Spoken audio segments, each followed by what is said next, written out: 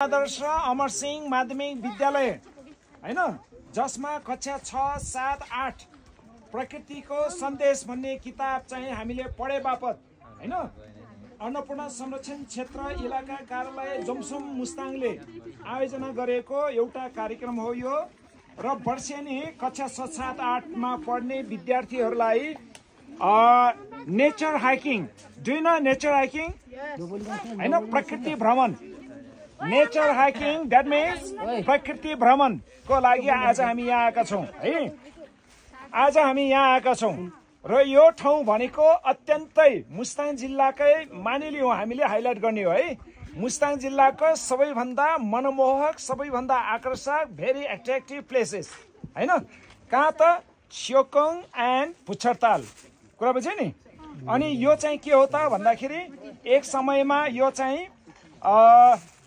धौलागिरी हिमाल चढ्नको लागि अथवा धौलागिरी हिमालमा हेर्न जानको लागि चाहिँ यो चाहिँ बेस क्याम्प पनि हो यो है पहिला चाहिँ यो ठाउँमा टुरिस्टहरू धेरै आउनुहुन्थ्यो अनि यहाँ क्याम्प बसालेर अनि यहाँ रमाइलो गरेर उनीहरूसँग बढी भिसा छ भने लिसन भिसा छ भने एक हप्तासम्म यहाँ टेन्टमा चाहिँ रमाइलो गरेर बस्ने है र अहिले चाहिँ बिस्तारै यो जुन हाइवेको कारणले गर्दाखेरि यो विदेशी टुरिस्टहरू चाहिँ एकदम कम मात्रामा यहाँ प्रवेश भएको देखिन्छ हैन र यो ठाउँ भनेको चाहिँ पर्यटकीय स्थल पनि हो है पर्यटकीय स्थल पनि हो र यो ठाउँमा हामीले तिमीहरूलाई यो ठाउँमा ल्याउनुको मुख्य उद्देश्य भनेको के त भन्दाखेरि प्रकृतिको अवलोकन भ्रमण हैन जस्तो इकोसिस्टम छ इकोसिस्टम यो तालको इकोसिस्टम कसरी चलिरहेको छ हैन वन जंगलहरूको अवस्था के छ जस्तो यो रेन्ज हैन हाइट बढ्दै गयो घट्दै गयो भने यहाँका बोट बिरुवाहरू हैन यहाँका किरा फटेङ्ग्राहरू यहाँका चाहिँ जीव जनावरहरू अथवा यहाँका चाहिँ पशुपन्छीहरूको प्रजातिहरू पनि फरक हुन्छ कुरा बुझ्यो नि र विशेष गरेर यो स्योकोङ तालमा चाहिँ कुन नामको माछा छ त भन्दाखेरि ग्रास कार्प भन्ने जातको चाहिँ यहाँ माछा पालिएको छ यो माछा चाहिँ यही उत्पत्ति भएको होइन भर्खरै मान्यज्यू आउनु भएको थियो नि हैन भर्खरै मान्यज्यू आउनु भएको थियो नि उहाँको नेतृत्वमा त्यो माछाको भुर्राहरू यो ठाउँमा र त्यो पुच्छरतालमा चाहिँ पाल्नु उहाँले चाहिँ छोड्नु भएको हो कि अनि अहिले चाहिँ यसको सन्तानहरू धेरै छ नत्र त यहाँ चाहिँ पा भ्याकुताहरू सर्पहरू अनि अन्य जीवहरूको चाहिँ ठाउँ हो है अनि सुन यो ठाउँ भनेको चाहिँ चौडी खर्क पनि हो है चौडी खर्क हिउँदको बेलामा यहाँ चाहिँ चौडीका गोठ बस्ने अनि करिब 8 महिना जति चाहिँ यो क्षेत्रमा नै चौडी गोठ बस्ने ठाउँ हो है र अहिले चाहिँ जेठ महिना लागिसक्यो अनि यो चौडी गोठ चाहिँ अहिले बिस्तारै माथि हैन हाइट बढ्दै गर्दा माथि के भन्छ धौलागिरीको फेदमा पुग्छन् हैन अनि कार्तिकको अन्तिमतिर चाहिँ फर्केर फेरि यही ठाउँमा आउने हो है र यो ठाउँको वातावरण हेर्दाखेरि चाहिँ असाध्यै मनमोहक देखिन्छ कारण किन त भन्दाखेरि यो रुखलाई हामी के भन्ने गर्छौं चिन्छ नि हैन यो रुखलाई सल्ला हैन इंग्लिशमा के भन्छ यो सल्लालाई चियर पाइन हैन अनि धुबीलाई के भन्छ थाहा छ धुबीलाई के भन्छ थुजा है थुजा कुरा बुझ्छ नि वैज्ञानिक नाम हो है त्यो चाहिँ अब सुन है अब त्यो जुन तिमीहरूको कण्ड पछाडि त्यो फुलेको रुख छ नि त्यो के हो एक जातीय के अरे डाइकोड हो कि मोनोकोड हो पक्का हो डाइकोड कि मोनोकोड हो त्यो फुलेको छ नि पहेँलो फुलेको एक दलीय हो कि दुई दलीय बिरुवा हो त्यो डाइकोड हो डाइकोड भनेको जहिले सुकै त्यो फुल्ने बिरुवाहरू चाहिँ के हुन्छन् दुई दलीय हो जस्तो यो चाहिँ उन्यु छ नि यहाँ देखिने यो उन्यु चाहिँ मोनोकोड हो कि डाइकोड हो कि फ्लावरिङ हो कि नन फ्लावरिङ हो नन फ्लावरिङ गुड स्टुडेन्ट हो यो चाहिँ यसको पनि थुप्रै प्रजातिहरू छन् है यहाँ चाहिँ विशेष गरेर 4-5 किसिमको फर्नहरू यसलाई चाहिँ इंग्लिशमा के भनिन्छ फर्न FERN फर्न हैन यसको पनि थुप्रै प्रजातिहरू छन् यो चाहिँ नन फ्लावरिङ प्लान्ट हो है अनि यसको चाहिँ जरा अब कुरा सुन है, यसको जरा चाहिँ विशेष गरेर जडीबुटीको रूपमा पनि प्रयोग गर्न सकिन्छ। जस्तो हाम्रो पेटमा चाहिँ जुगा पर्यो भने, जुगा कति किसिमका? 6 किसिमका जुगाहरू। 6 किसिमका जुगाहरू मध्येमा नै राउन्ड वर्म गोलो जुगा हुन्छ नि है, त्यो चिजहरू चाहिँ यसको चाहिँ जराबाट चाहिँ औषधि गर्ने चलन छ। कुरा बुझ्यो नि। अनि अर्को कुरा चाहिँ यहाँ के त भन्दाखेरि यहाँ चाहिँ विशेष गरेर बर्किङ डियर भने के? रतुवा है, रतुवा मृग पाइन्छ। त्यस्तै गरेर अलि माथि हाइटमा पुग्यो भने त्यहाँ चाहिँ कस्तुरी मृग पाइन्छ। अनि अलि माथि पुग्यो भने के अरे नाउर पाइन्छ है। त्यस्तै गरेर झारल भयो। अनि चराहरूमा चाहिँ डाँफे, मुनाल, कालिस होइन, फङ्ग्रास, अनि बनकुखुरा हो। अनि फिस्टे चराहरूदेखि लिएर धेरै प्रजातिका चाहिँ चराहरू चाहिँ बसोबास गर्ने गर्दछन्। कुरा बुझेको छ नि होइन? हल्ला नगर बिचमा है। र विशेष गरेर सुन, एकदमै हामीले स्कुलमा पनि एउटा पोस्टर टाँसिएका थियौँ नि, त्यो दुर्लभ खालको जुन भालु छ यहाँ सेतो गरेको, यहाँ यस्तो सेतो गरेको होइन, कण्ठे भालु भन्छ त्यसलाई। त्यो भालु चाहिँ एकदमै दुर्लभमा मानिन्छ है। त्यसैले विशेष गरेर यो भेगहरूमा चाहिँ यो के भन्छ, यो भालु चाहिँ पाइन्छ। र यसको मुख्य आहारा भनेको चाहिँ टुसा हो होइन। टुसाको झ्याङहरू यहाँ धेरै हुने भएको हुनाले भालु पनि यही ठाउँमा चाहिँ धेरै बस्ने गर्दछन् है। र अर्को कुरा चाहिँ यहाँ चाहिँ विशेष गरेर जडीबुटीहरू होइन, जडीबुटीहरूमा चाहिँ 1 नम्बर त यो तल्लो भेगमा चाहिँ चुल्ठे अमिलो पाइन्छ। हेर, चुल्ठे अमिलो है, जसलाई चाहिँ नेपालीमा के भनिन्छ? पदम चाल। के? चुल्ठे अमिलोलाई चाहिँ पदम चाल भनिन्छ। पदम चालको मुख्य काम के को लागि प्रयोग गरिन्छ त भन्दाखेरि हाम्रो पेटमा ग्यास्ट्रिक भयो अथवा सड्क्यो मड्क्यो होइन, त्यस्तो बेलामा त्यसलाई चाहिँ कुटेर लेप बनाएर मलम बनाएर त्यसमा चाहिँ लगायो भने यसले चाहिँ औषधिको काम गर्ने गर्छ। अर्को चाहिँ लसुन साग। यो भित्ताहरूमा चाहिँ प्रशस्त मात्रामा लसुन साग पाइन्छ, अब पलाइसकेको छ है। जसलाई चाहिँ हामी तरकारीको रूपमा पनि खान सक्छौँ। जसलाई चाहिँ हामी दाल तरकारीहरू झान्नको लागि, दाल तरकारीको स्वाद बढाउनको लागि हामी जम्बुको रूपमा पनि प्रयोग गर्ने गर्दछौँ।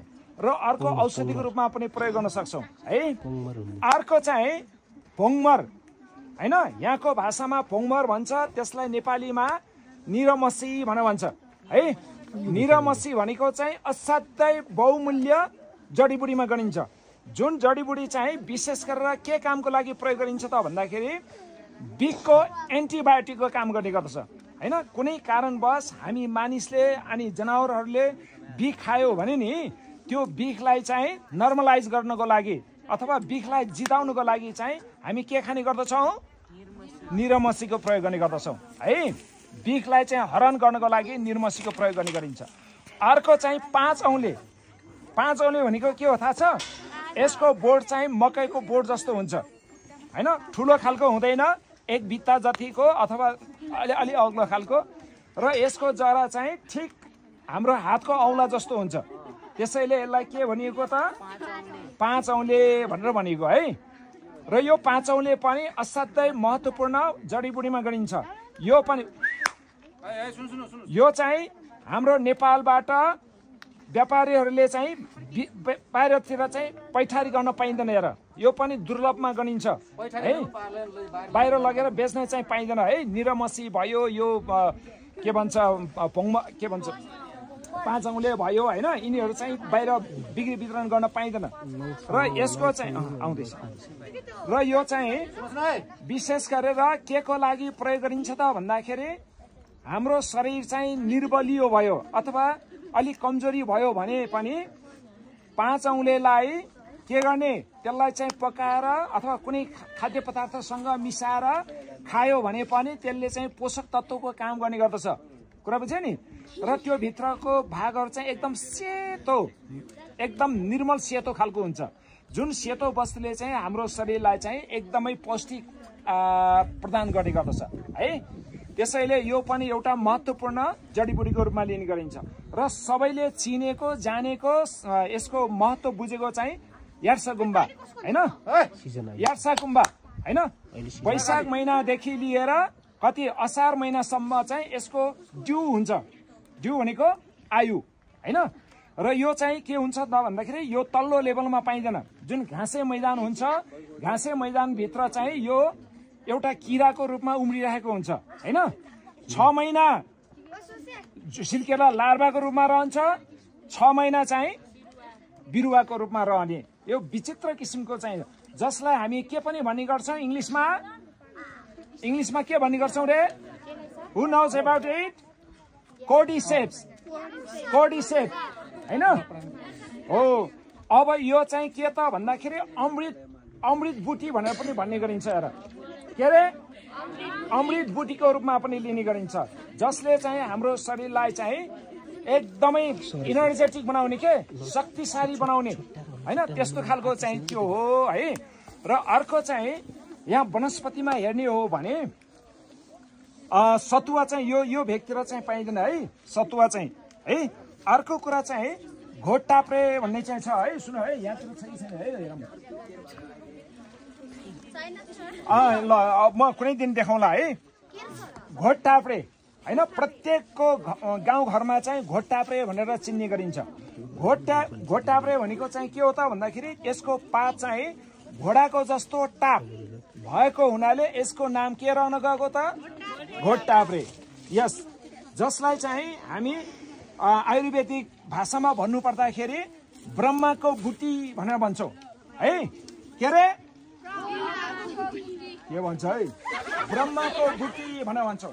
यो चाहिँ यति राम्रो है, यति राम्रो औषधि हो कि जसको चाहिँ प्रयोग गर्दाखेरि यो मस्तिष्कको चाहिँ टनिक मानिन्छ। के को? ब्रेनको टनिक मानिन्छ। एकदमै राम्रो खालको चाहिँ औषधिको रूपमा लिनिन्छ है। र अन्य जस्तो कुफत पर्छ, कुफत भएर हुन्छ नि, बिरामी भएर अन्तिम अवस्थामा पुगेको बिरामीहरू हुन्छ नि, हो त्यस्तो व्यक्तिहरूको लागि पनि यो घोटाप्रे चाहिँ असाध्यै उपयोगी हुन्छ।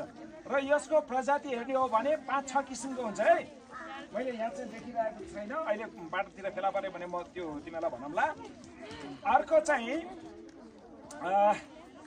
यो सुन यो जङ्गलभित्र यो जुन सल्लाहको रुखहरू छ नि, यो सल्लाहको रुखहरूको हावाले चाहिँ हाम्रो शरीरलाई चाहिँ एकदमै स्वच्छ बनाउने काम गर्दछ।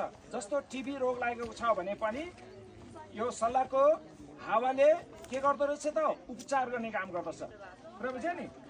र अर्को चाहिँ के त भन्दाखेरि लौट सल्लाह। थाहा छ लौट सल्लाह भनेको? लौट सल्लाह यहाँको भाषामा चाहिँ के भनिन्छ भन्दाखेरि झेमेरसिन भनेर भन्छ है। झेमेरसिन, झेमेर भनेको चाहिँ एक जातिको रातो फल फल्ने हो कि सुन्तला जस्तो। त्यो रातो फल फल्ने भएको हुनाले नै त्यसलाई यहाँको थकाली भाषामा झेमेरसिन भनेर, ज्यामिरको जस्तो रङ भएको हुनाले यो पनि प्रजातिमा पर्छ है।